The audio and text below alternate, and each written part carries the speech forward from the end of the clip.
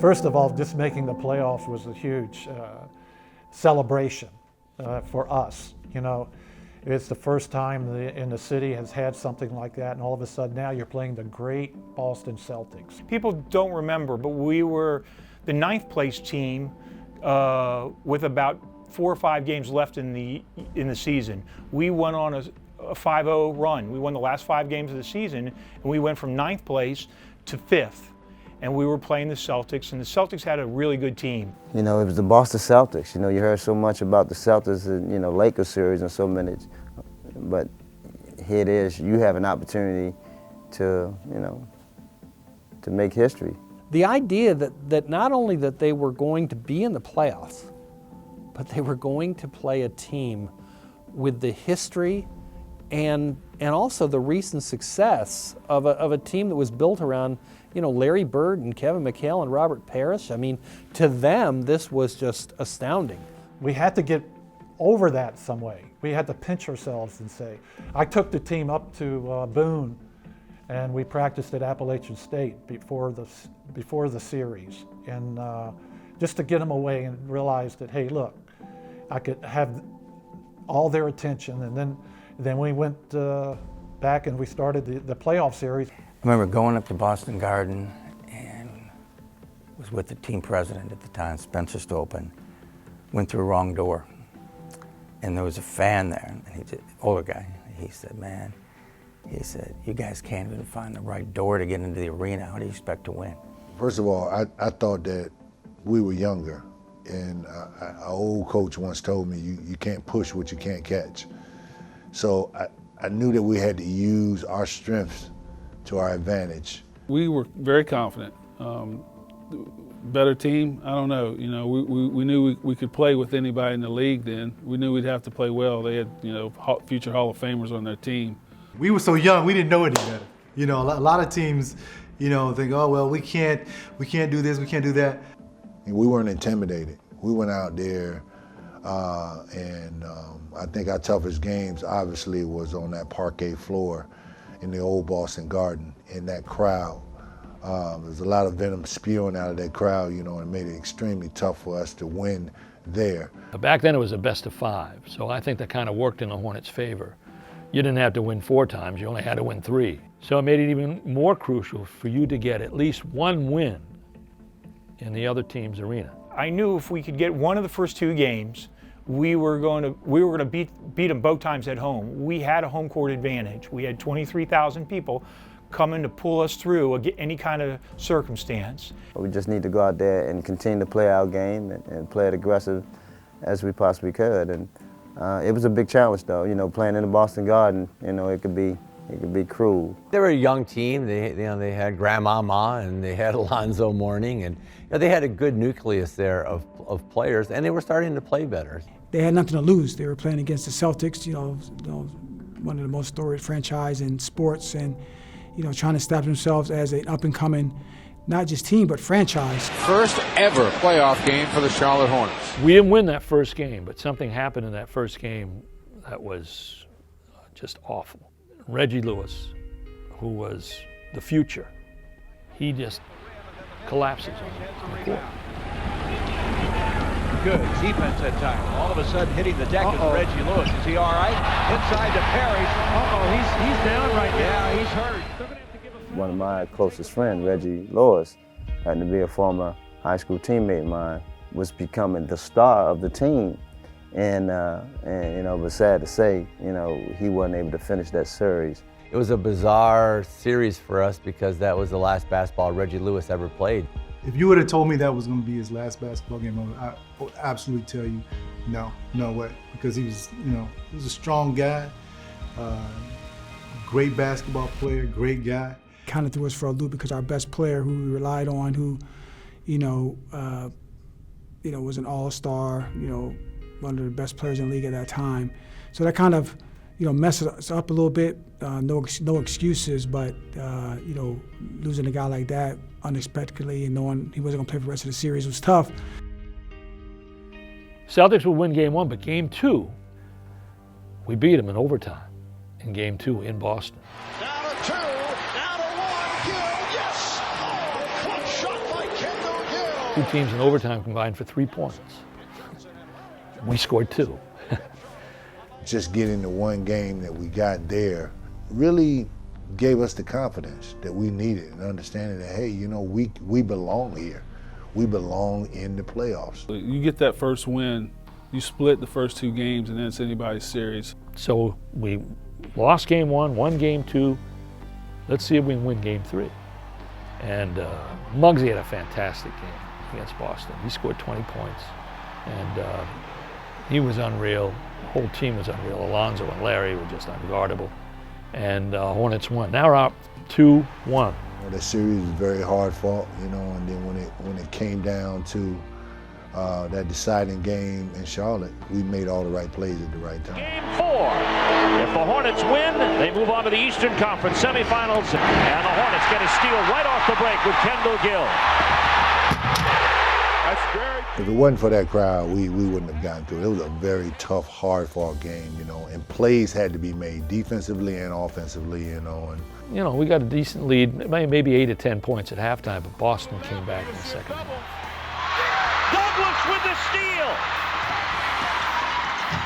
Boston in the lead, 103-102. They got the lead on us, and we're down by 1.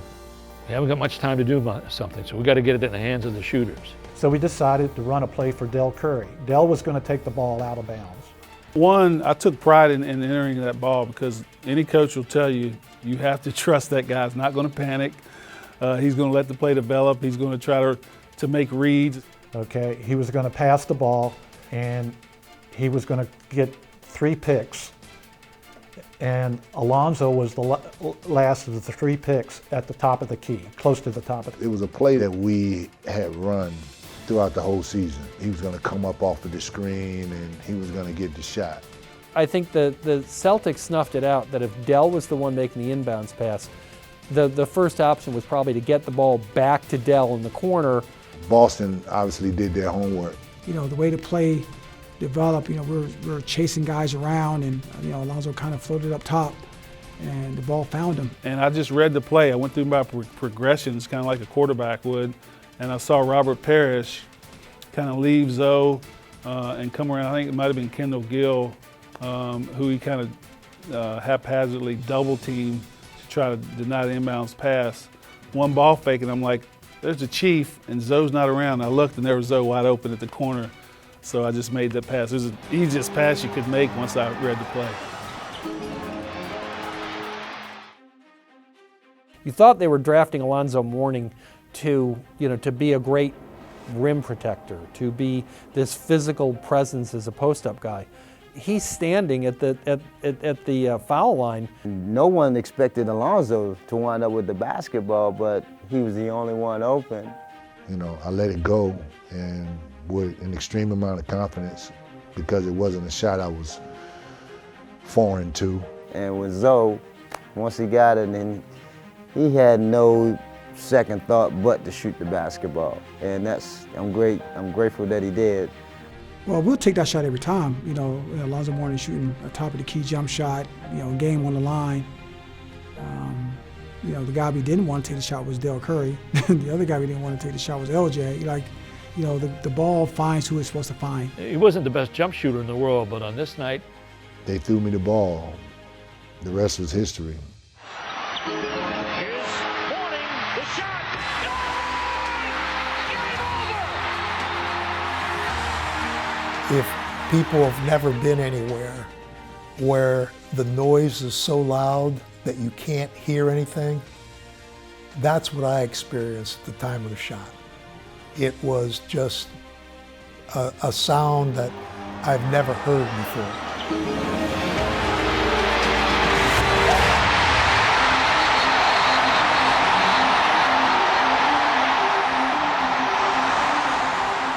And that place went nuts. I mean, everybody was as one. It was just, it was breathtaking.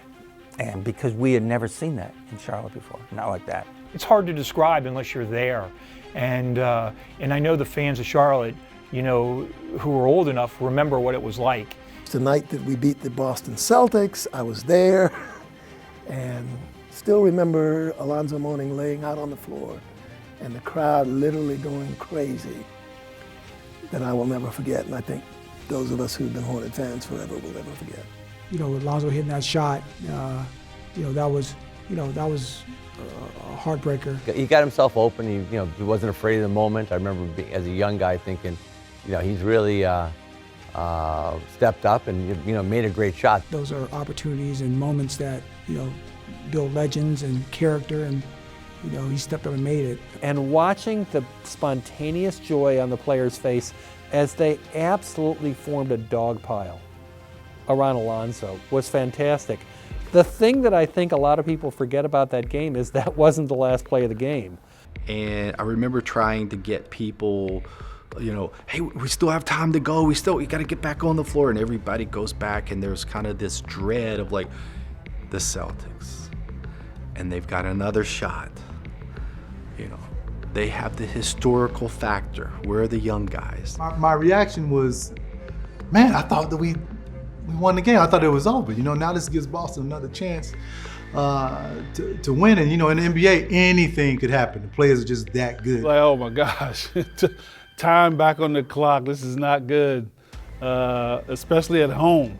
Hey, listen, man. Normally these things don't happen at home. Normally they happen like away. How could our shot clock guy do that to us? And our clock guy did the right thing. He ran the clock out. So he saved his job, and the referees did their job. When Alonzo made the shot, I cheered, stood up, and forgot to stop the clock. That I made the biggest mistake you can make, which is watching the game, enjoying the game, cheering, which you can't do. 104, 103, 4/10 of a second left. In order to protect that lead, Kendall Gill had to block D. Brown's shot at the rim. They had run the same play a couple of times before, where from out of bounds, Kendall could jump as high as D. Brown, so we put Kendall on him, and the play was for D. Brown on a lob. Kevin McHale took through the inbounds pass, and before the play happened, we know what the play is going to be, okay? Because we've scouted Boston. Time, you get a whole week to scout these guys before you play them. We had drawn up that play before. As a matter of fact, Chris Ford allowed us to do some plays for practice and different stuff, and we had drawn up that play before. Late, not much time, late clock. It was a pick-repick play. Again, it was a misdirection where I was going to set a screen, a back screen, but faked the back screen, and I rolled out and went to the rim. We knew that it would be a back pick with D. Brown coming up and back picking Larry. And then they re-pick you and D. Brown goes for the lob. I told Larry, I said, Larry, switch it. What happens when they do it? Larry doesn't switch, right? So D. Brown breaks, right? They set some back screen action that frees D. Brown to go airborne. So I run as hard as I can and just jump as high as I can. And D. Brown, he won the dunk contest. Kevin McHale throws a perfect pass to D. Brown over the basket.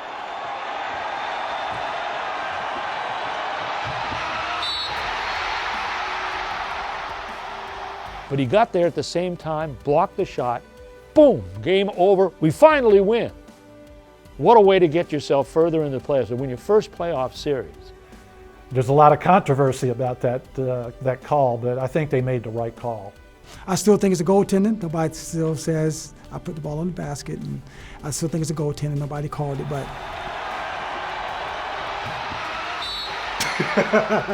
Hey, look, I'm weak now. It wasn't goaltending. No, I mean, they could have called it either way, but I thought that it was a pretty good defensive play. I tell you, D. Brown, it was a great pass. It was a great pass. It seemed like it was on the money, and I thought we completed it, and it looked like it was gonna, look like goaltending potentially and stuff at it. But if the ball had gone through the hoop from the inbound pass, it would not count it. So how can you goaltend a pass? You didn't have replay back then, thank goodness. So Hey, the horn blew, he tipped the ball, goaltending or not, we ran off the floor. You look at it closely, you know, again, all the Charlotte fans saying it wasn't, and obviously the refs didn't think it was a goaltending. If you look at it closely, the ball was either over the rim and left my hand or off the backboard. So, but Kendall was right there, was able to deflect it and save the day for us. You know, the long and short of it is that we knew that if we played good, solid defense, you know, good things would happen. That was one of the hardest series to lose. At the end of the day, that was my last game in the NBA. I'm all done, and you know, I really wanted it to go out on a win. I really wanted to play one more game in the Boston Garden, or more games in the Boston Garden, but it wasn't meant to be, I guess. We went through this together, as a city, as a fan base, as players, as a staff. We all went through this together for the first time. I just remember feeling like it was part of a celebration with the whole town and the whole community. That's what I remember. It wasn't just our team, it was all of Charlotte, all of the Hornet fans, and you just could feel that because of how you were embraced throughout the years, really, in Charlotte, and certainly for me in my rookie year. All I remember is the energy and excitement of that crowd, man. The energy and excitement of that crowd that night, I think truly helped catapult us to our first playoff series win in franchise history. And suddenly it was official. The Hornets had won a genuine NBA playoff series against a good team. And it just, you know, raised the roof. I mean, it was pandemonium. It was just amazing, amazing what happened that night, how it happened. Now all of a sudden you're a star-crossed franchise. We got to remember where we came from. You know, we was 4 years coming into the league, and that 5th year we became a playoff team. You can win games throughout the regular season, but when you get into the playoffs and win a series, that's when the league and everybody else takes notice. So I think that was a turning point that, hey, okay, this Hornets team, this franchise has arrived. It's time to take the next step. It validated the hard work. It validated the unity. It validated why we all stayed here. To win that first series in your franchise history was a magical time.